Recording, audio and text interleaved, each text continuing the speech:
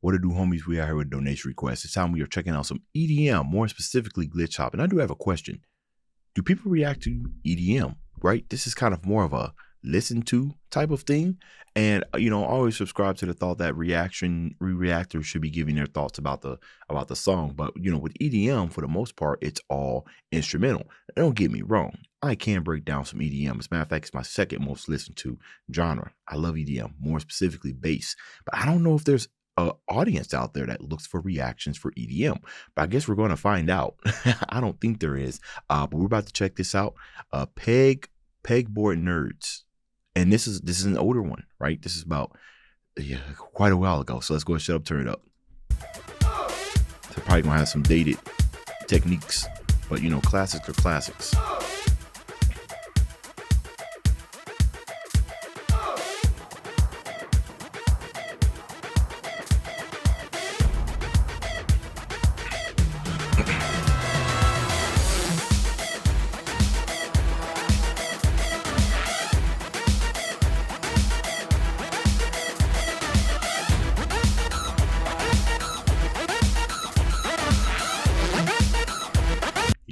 I wonder when people listen to this, outside of just it sounding cool, I wonder if people really understand what's going on in the background as far as the sound design that's going in this.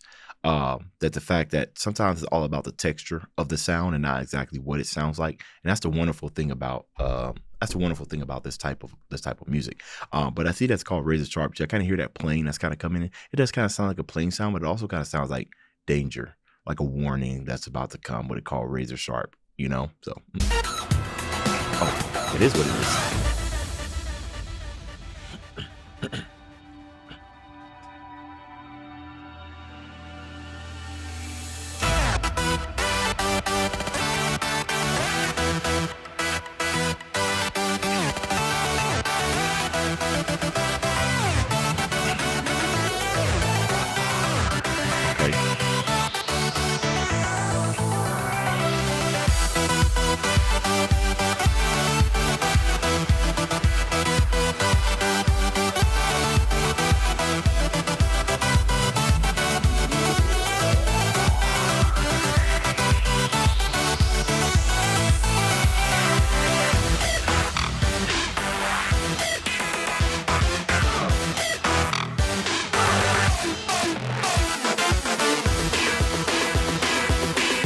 What's this drop looking like?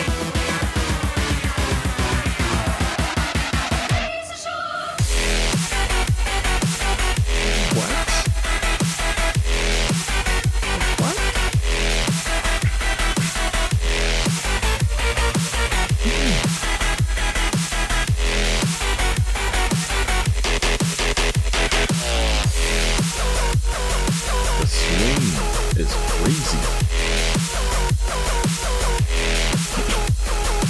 So I'm gonna let you guys know something. One of the cool thing, when it comes to glitch hop is, not only are you crafting some melodies, but you want to introduce the glitch effects and stuff into there, but to kind of give it that glitch nature.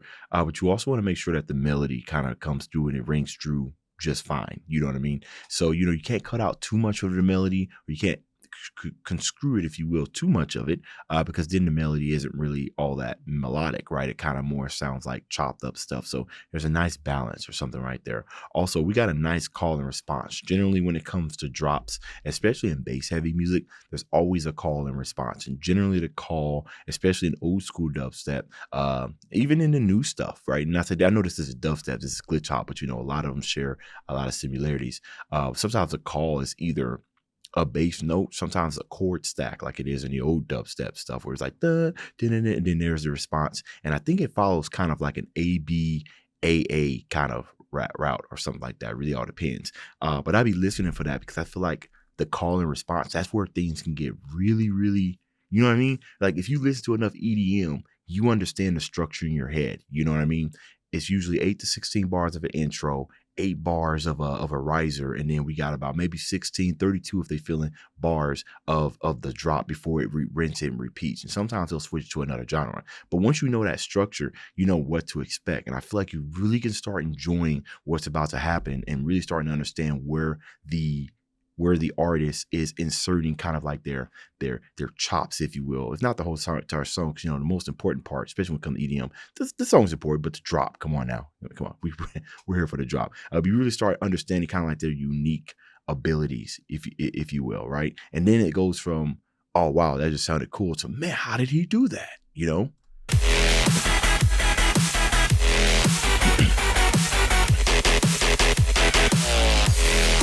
See, call response.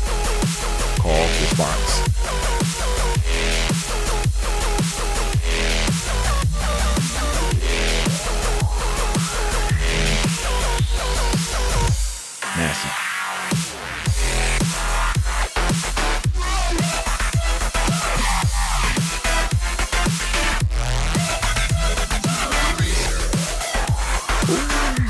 It's old school right here.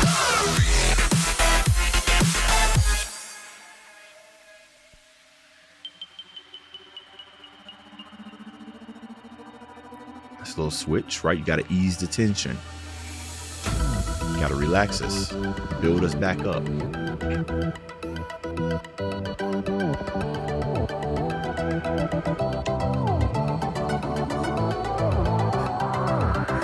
That's another nice little technique that's going on right there, right? Sometimes whenever you're producing the entire song, one of the pit holes you see like new producers kind of jump into is making it seem like they have to make new things for each part, right? That they don't really have a good skill in reusing elements, if you will, right? So you can hear the melody right now, but we don't want it as upfront as we did earlier, but we still want to use it. So they applied a filter on it to kind of serve as a bridge between this and probably the next bridge. That's reusing elements. And if you look at any of the really top performing in this field, that's what they're very good at doing, reusing things. Sometimes they'll take the melody that you already heard and chop it up to something that's so unrecognizable, but they didn't really, I want to say they didn't really create nothing new. It's just they reused to create something new. You know what I mean? So again, just listening to these things, and then you start picking things apart, and I feel like it makes you enjoy the song much more better, because most of these things that I'm talking about here are applicable across a lot of EDM or music in general.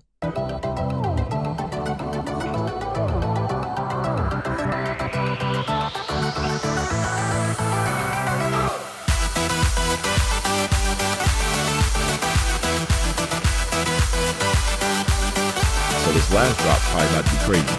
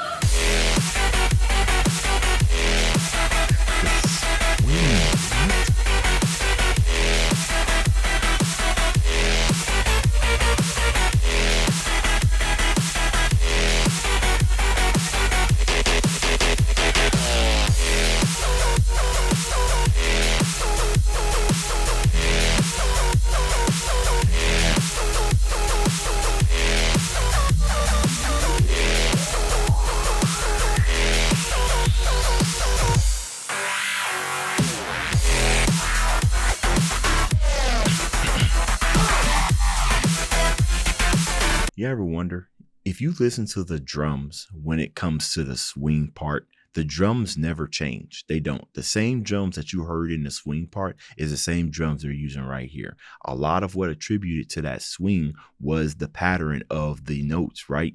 It's the da da da da da da da da da that what do you want to call it? What's the word it's looking for?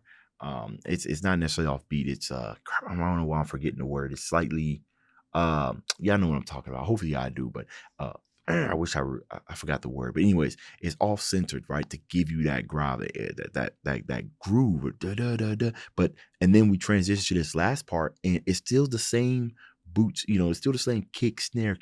It's just again, just taking the same elements and just changing it. That's crazy. It's a crazy rhythm change.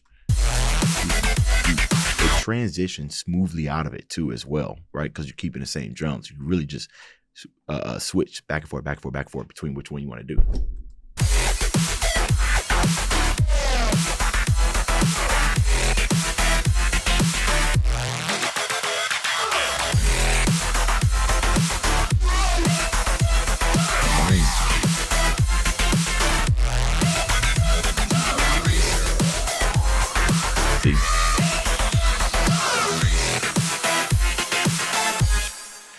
see the calls got a little bit more dynamic there, right? Got a little, because like I said, it doesn't always follow the same style. Like a call is still a call at the end of the day, but it don't have to sound the same.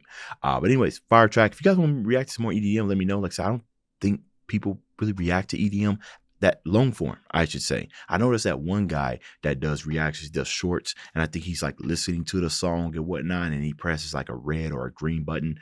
That's about, as far as successful reactions, that's about as far as I've seen, because I think this is more of kind of a just listen to and shut up kind of thing. You know what I mean? But hey, if it's something that people wanted and it's not there, I'll happily fill that void. As you guys can see, I could talk endless about EDM music in general for real. But anyways, Dave's out.